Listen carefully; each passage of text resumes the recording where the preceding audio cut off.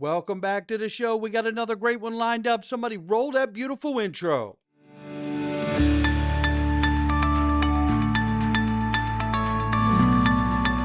Digital Perspectives with Brad Kimes. Come on in.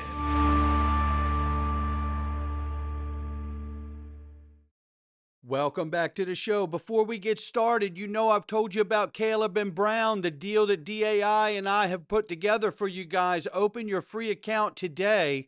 Click the link underneath the video, xrpwealth589.com, and get the best sleep of your life since you've been into crypto, because you get a human representative to help you with your account, whether it's a technical issue or whether you want to speak to a broker directly.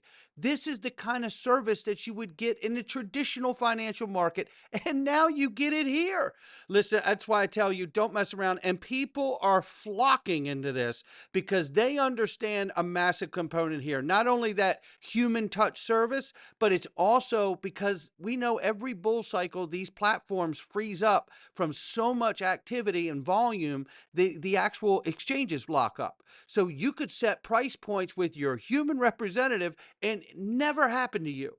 Never happen to you. Make sure you click the link, xrpwealth589.com, and get started. And very quickly here, make sure you join us in the Freedom Zone today, where I'm going to break down what XRP price would be every single day once we get the Hidden Road inflows moving into the XRP ledger. Oh, yes, we will. Oh, and I got something real good coming up for you, too, after we moon. Wait till you see this. $3.05 trillion market cap for crypto. We're off 1.9%. Bitcoin, 94,100 plus. Ethereum, 1,700 plus. XRP is $2.19. We're up 0.3 on the 24. We're up 5.3 on the 7-day. If we take a look at this, we're ranging between 218 and 224. We're sitting at 220 right now, and we'll keep an eye on it. But we all know that legislation's coming. We all know that there is going to be a flood of financial institutions taking massive positions into this space. And I believe at some point we're all going to experience what we've been waiting for a very long time. And when I do, and when our family does, I tell you, I have a vision of really putting together a beautiful, beautiful life for my family. No question about it. And we have a great life now. But some of that involves me actually doing this. You want to go to the link below to Gulf of America, and you want to click this link and sign up so you can start looking for your oceanfront property, ladies and gentlemen. Oh, I'm serious. I'm very serious. Let me tell you what, I signed up and I've got my links coming in, and I am looking for that second home. I'm looking for that snowbird destination where I can take my family when it's coldest, and I can take them down here without breaking the bank, and I can have the time of my life. That's right. What we're talking about is the Destin area. There is a strip down there in that area where the beaches are just as soft as silk. There's no question about this. You actually get the vibe of the Bahama clear, blue, clean, green water without leaving the continental U.S. And you know what? It's affordable too. Condos like this, get them all day long, 250, 280. That's what I'm talking about. It isn't going to break the bank. I want to take some of my gains in this cryptocurrency space and purchase hard assets that my family can experience all the hard work that we've gone through. And I can turn that into shared family experiences. Isn't that what this is all about? Take a look at some of these photos here. Look at that. Yeah, I love it. It's really cold here in January and February. I'd love to be on that balcony right then, right? Just looking at that view resets my whole mental game, prepares me to get ready for another fresh new year. Isn't that what we're talking about here? All those beautiful experiences with your family shared. And this is the stuff that you just make memories of. And I'll tell you something, this is exactly why I'm in this space. I'm in this space so I can create moments like this for our family. Look how gorgeous this is. It's absolutely beautiful. Don't mess around. Click the link below, Gulf of America, and get signed up for those listings. You will see for yourself all the beautiful properties that are available and so affordable. Let's get started right here. Well, it's Ray Dalio. Oh boy, this guy here. You know what? This year, the U.S. will run a deficit of about 7.5% of GDP, which is gross domestic product. And here, gross daily product, I believe. Sorry. One or the other. I can't remember. It's gotten by me. But nonetheless, the GDP, if we don't cut, is a gross domestic product, I believe. If we don't cut that to 3% of the GDP, we're likely to face a significant debt crisis in the next few years. This is not an issue that can wait. We need to do these cutbacks, adjustments while these things are relatively good. Otherwise, the debt will continue to accumulate and the problem will get worse. So that's the breakdown right there. Let's just hear him very quickly here. The United States will run a deficit of about 7.5% of GDP if the Trump tax cuts are continued, which I expect. And that deficit needs to be cut to 3% of GDP, must be cut to 3% of GDP. All policymakers and the president should have a pledge to get it to 3% of GDP, because otherwise we're likely to have a problem. So that's pretty clear cut right there. And he goes on to just basically double and triple down in that conversation on that notion. So he's pointing to a lot of things that need to be done, the waste, abuse, and fraud, as well as many other things. But let's keep going because we know that there is a turning point coming here. Remember when Scott Bessent just stood in front of the Institute of International Finance speaking to the IMF and World Bank? I have spent the bulk of my career from the outside looking in on financial policy circles. Now I am on the inside looking out. I am eager to work with each of you to restore order to the international system. To achieve this, however, we must first reconstruct the IMF and World Bank reconnect the IMF and the World Bank with their founding missions.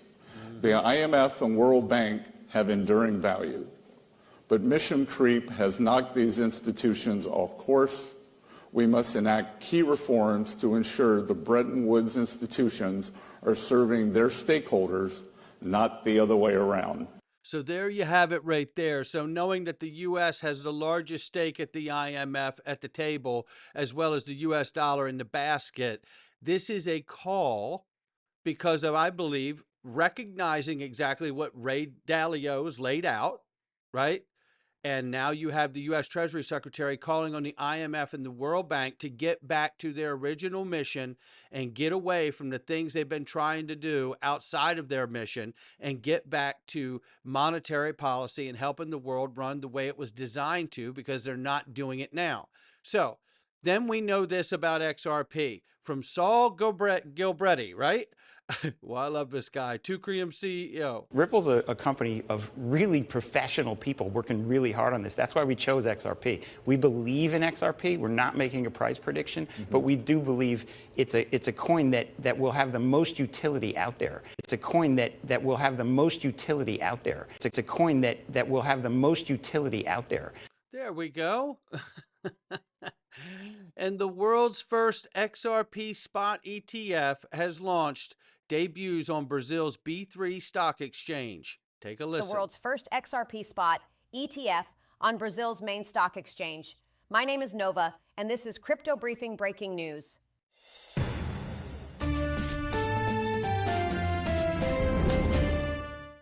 XRP ETF, trading on Brazil's B3 exchange under the ticker XRPH11, tracks the spot price of XRP across major crypto exchanges. The debut came after Hashdex received approval from Brazil's Securities and Exchange Commission in February. The fund will invest at least 95% of its assets in XRP and related digital assets. With the launch of XRPH11, Hashdex has expanded its ETF lineup on B3 to 9 products, including ETFs tied to Bitcoin, Ethereum, and Solana.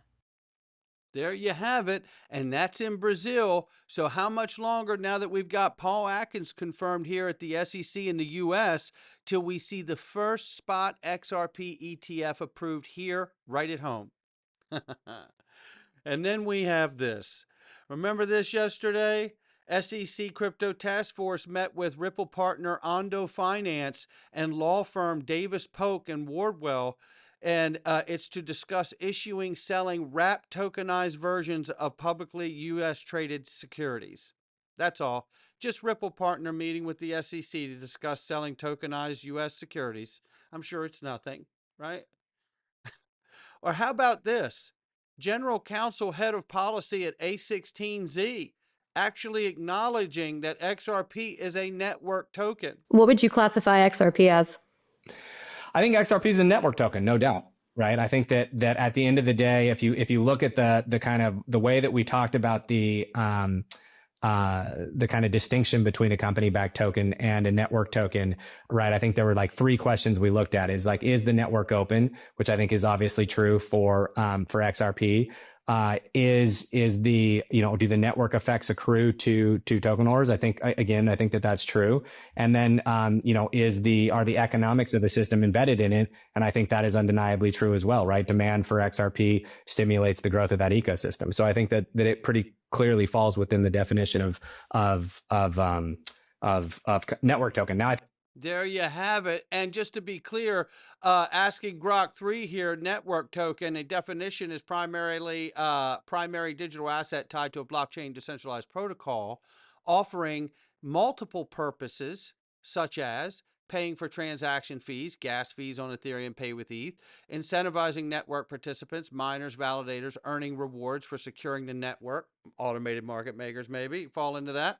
Governance, voting on protocols, as with tokens like Luna and Terra Network. We know that there's voting, obviously, with the validator nodes and what have you. And accessing services or enabling functionalities within decentralized application dApps built on the blockchain, which are happening now as well.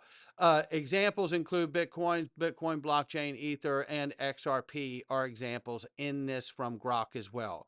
An example of something created on top of the blockchain would be an example of like ERC20 tokens for anybody who was wondering about that. So just wanted to clarify that, and it's hugely positive that A16Z is acknowledging it as well.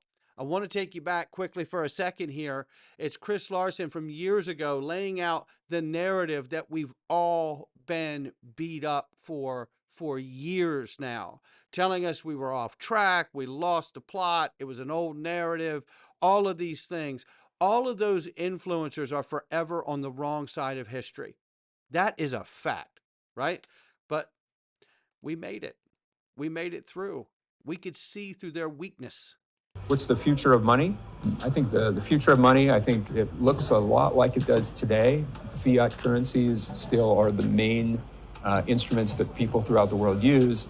But I think you'll see the addition now of maybe 10 of the major cryptocurrencies being part of that kind of second tier of currencies. The big ones still being the yen, the RMB, the dollar, the euro. But kind of these cryptocurrencies looking somewhat like Singapore dollar, Thai baht, Swiss franc, and it'll be part of kind of our global ecosystem. They'll be unique because they'll have no counterparty, and they'll help commerce, to sort of lubricate the wheels of commerce. But they're not going to replace the dollar. They don't have to. They'll still be incredibly important. They'll just be part of an existing system. There you have it. Now let's take a look at this. David Schwartz, more recently. I feel like we really are on the cusp of a mass institutional adoption, both of DeFi and of other blockchain technologies. Listen to the point he's about to make. I think this is also like one of the key obstacles to mass retail adoption. A lot of people in the space previously thought that retail adoption was like the big wave, but I think institutional adoption is a precursor. You have to connect to where people are. You have to go to where the value is. You can't build a new financial system from zero, ignoring the existing financial system where everybody's money is, where all the value is, where the real world is, trillions of dollars in value. You can't just say, oh, forget about all that. Let's just build something new over here. It's such a great point that he's making right there, and we make it all the time on this channel. I think it's so spot on. Now listen to what President of Ripple, Monica Long, says about making that accessible connection to the traditional world of finance and all those trillions and trillions of dollars. It's not realistic that the existing systems like banks are going to plug directly into the blockchain. They do need some connective tissue. That's what we provide. So you do need some connective tissue. That's what we provide. So the blockchain, they do need some connective tissue. That's what we provide. So Yeah. Is this coming together for you this morning? Because now this is Fed Chair Powell's possible replacement. His name is Kevin Warsh, not this gentleman, the gentleman that we'll see on stage in a moment. Says cryptocurrencies have been misunderstood. It is software and it would be prudent to use it. Give subjective views a follow. We are at an inflection point in Yes, we are. the monetary system, if you want, with the introduction of digital currencies. The Fed has just withdrawn some of the statement made with the OECD and FDIC on, for example, stable coins. Somebody feels that the introduction of the stable coins, the way they are proposed by the Genius and Stable Acts, would be a keen on return to the free banking which was preceding the foundation of the Federal Reserve and other central banks. What would be your opinion on that? Thank you. To the question of the central bank digital currency, and then you're going to give me either another question or pull me off stage. We central bankers, I'm a has-been. Central bankers, we're in the wholesale business. We ought not be in the retail business. It is the decision of Congress, the decision of the executive branch. If they want to create a US dollar stable coin, if they want to have a central bank digital currency, that's their decision. And if it's a retail product, I wouldn't very much want the central bank to be too involved in that. I'm worried already that when people are looking for money and they go to the Appropriations Committee and the Appropriations Committee says no, they then come down to the Federal Reserve as if we're the appeals court for fiscal policy. I don't need, when the next crisis comes, for 300 million Americans to have accounts at the central bank. Congress is having a hard time figuring out how to pay for something, and then they just say, well, why don't you guys just fill up those accounts? My view is this whole discussion of cryptocurrency is mostly, I think, misunderstood. This new technology is software. There's nothing secret about it, hence the word crypto. And currency, well, that sounds like money. So this is software. And if our government, the executive branch and Congress, say that they want to have a stable coin, that's a wonderful decision for them to make. And the Fed should be playing no role in that. What we should be playing a role in, and have long played a role in, is the wholesale funding model. What happens when this money goes between one bank and another? What happens when the central bank is playing in the interbank market? Well, there's huge reforms that I think can be had, and we can move to a system that is more secure, is more reliable, is more instantaneous, and using some of this new technology is certainly a very prudent way to do it. That's in the province of the central bank. Everything else is in the province of the executives. There you have it, but I'm not done with you yet. Take a listen to this. This is on stage with Dr. Rajan here, who I had the pleasure of speaking with and asked him a very similar question. If you were the substitute teacher, I think the main teacher is out of a job now. Right. That's his response to Kevin Warsh, and he's making the joke that the regular teacher being Powell, Jerome Powell, and if he was a substitute teacher, the regular teacher would be fired right now. I'm not touching that one. But let me assure you, well, not that main teacher. You meant Mark. No, I didn't.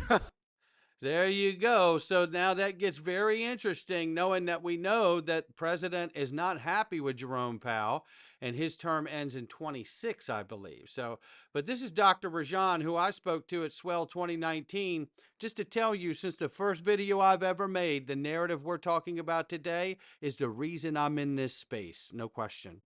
If you could talk about the idea of the old concept of the banker coin and a neutral asset being in place of a global reserve status of the dollar, and possibly that being XRP.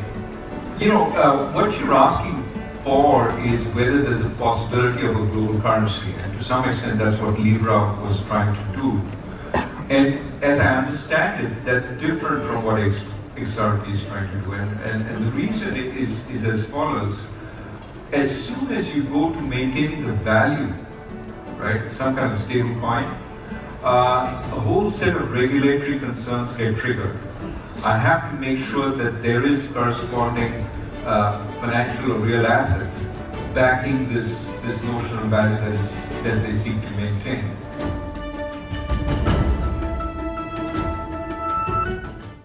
There you have it. And that is the kind of talk we've been having for years on this channel. Now look at this. You know, I've told you about Plaza Accord is where back in the mid-'80s, around the mid-'80s, we saw what? We saw a devaluation of the US dollar to take the stress off of other countries' dollars like Germany, France, and Japan, as well as a couple others. But nonetheless, we see the Treasury Secretary again meeting with the Minister of Finance of Japan. And what are they doing?